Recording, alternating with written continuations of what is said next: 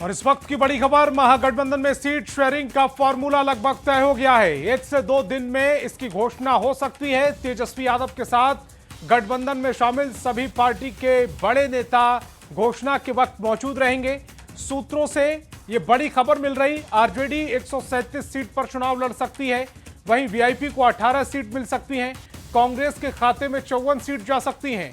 माले को 22 सीट दी जा सकती हैं। सीपीआई को 4 सीट और सीपीएम को 6 सीट दी जा सकती हैं। जेएमएम को 2 सीट मिल सकती हैं। आरएलजेपी राष्ट्रीय अगर महागठबंधन का हिस्सा होती है तो आरजेडी अपने कोटे से 3 सीटें पशुपति पारस की पार्टी को दे सकती है। बड़ी खबर, महत्वपूर्ण खबर इस समय आपकी टेलीविजन स्क्रीन पर।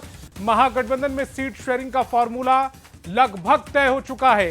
1 से 2 दिन में इसकी घोषणा हो जाएगी।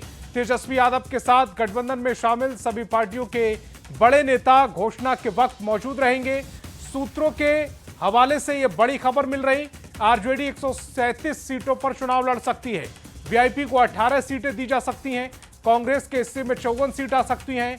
माले को 22 सीटें, सीपीआई को 4 सीटें और सीपीएम को 6 सीटें दी जा सकती हैं।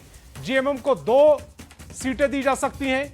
आरएलजेपी राष्ट्रीय अगर गठबंधन में शामिल होती है, उसका हिस्सा होती है, तो आरजेडी अपने कोटे से 3 सीटें पशुपति पारस की पार्टी को दे सकती है। और अमित हमारे संवाददाता ज्यादा जानकारी के साथ फोन लाइन पर जुड़ रहे हैं। अमित, जिस ऐलान का इंतजार लगातार कई दिनों से चल रहा है, अब यह खबर आ रही कि महागठबंधन में भी सीट शेयरिंग का फॉर्मूला सुलझा लिया गया है। बिल्कुल, देखिए सीट शेयरिंग का फॉर्मूला जो है वो तेजस्वी यादव की समन्वय समिति के वो अध्यक्ष भी हैं, तो उस नाते उन्होंने बैठक करी और लगातार अपने तमाम सहयोगी दलों के जो शीर्ष नेता हैं उनके साथ उनकी बैठक का दौर जारी रहा। मंथन हुई और मंथन के बाद जो है वो अब एक तरह से कहा जाए, जो हमारे सोर्सेज ने जानकारी दी है उसके मुताबिक 243 सीटों का फॉर्मूला जो है वो तय कर लिया गया है महागठबंधन में भी। और अब इसकी औपचारिकताएं जो है वो प्रेस कॉन्फ्रेंस के बाद सामने आएगी। जो जानकारी मिली है सूत्रों के अनुसार, उसमें आरजेडी 137 सीट, वीआईपी जो है 18 सीट, कांग्रेस 54, जेएमएम को 2 सीट, माले को 19 सीट और सीपीआई को 4, सीपीएम को 6 सीट दिया गया है। इसमें एक बड़ी बात यह भी है कि पशुपति पारस जो है उनकी पार्टी राष्ट्रीय एलजेपी जो है वो महागठबंधन का हिस्सा बन सकती है, ऐसी चर्चाएं काफी दिनों से है।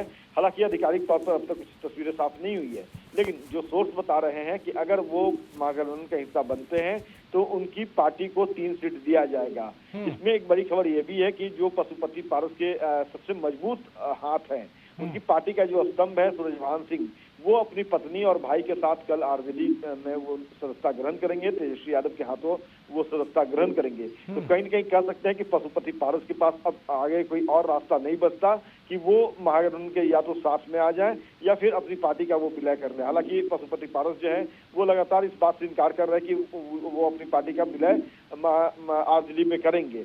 हाँ, वो जरूर ये हो सकता है कि गठबंधन करें, महागठबंधन में शामिल हो, और जो शर्त आरजेडी रख रही है कि 3 सीट वो अपने कोटे से देगी पशुपति पारस को, यानी कि राष्ट्रीय एलजेपी को, उस शर्त को मंजूर करते हुए वो चुनाव मैदान में शामिल होंगे।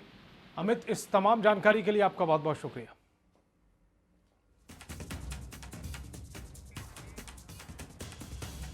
तो बड़ी खबर, महत्वपूर्ण खबर इस समय आपकी टेलीविजन स्क्रीन पर है। महागठबंधन में सीट शेयरिंग का फॉर्मूला लगभग तय कर लिया गया है। 1 से 2 दिन में इसकी घोषणा हो सकती है।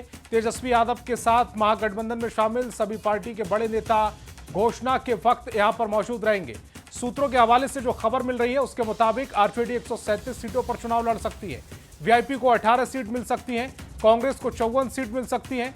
माले को 22 सीट मिल सकती है और सीपीआई को 4 सीट दी जा सकती है। सीपीएम 6 सीटों पर लड़ सकती है।